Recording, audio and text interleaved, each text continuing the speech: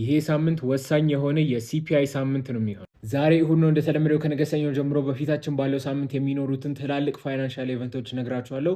ፎሎ እያደረጋችሁ ከዚያ በፊት ስለ ክሪፕቶ ከረንሲ መማርና እዛ ላይ መስራት የምፈልጉ እዚህ ጋር ያስቀመጥኩላችሁን ቪዲዮ ማየት ይኖርባችኋል። የሚገርም ክላስ ነው የሚኖረን። ወደ ሳምንታችን ስንመለስ ነገ ሰኞ ቀለል ያለች ሰርቪስስ ፒኤምአይ ይኖረናል። ነገራችን ላይ ነገ ሰኞ ቮሊዩም እስከዚህም የሚኖር አይመስለኝም። ምክንያቱም ዛሬ ኤፕሪል 5 ለግሪጎሪያን ካላንደር ለሚጠቀሙ ኢስተር ወይም ደግሞ የትንሣኤ በዓል።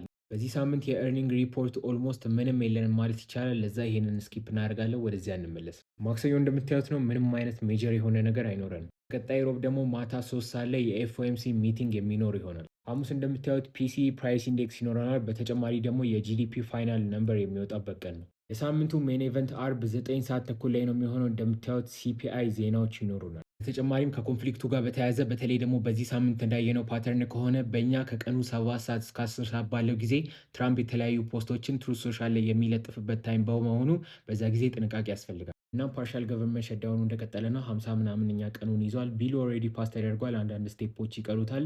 ስለሱም አፕዴት እንዳደርጋችሁ ቻናል ጆይን ማድረግ እንዳረሱ እና ደግሞ በየሳምንቱ እንደዚህ እንድናወራ ፎሎ እያደረጋችሁ መልካም ሳምንት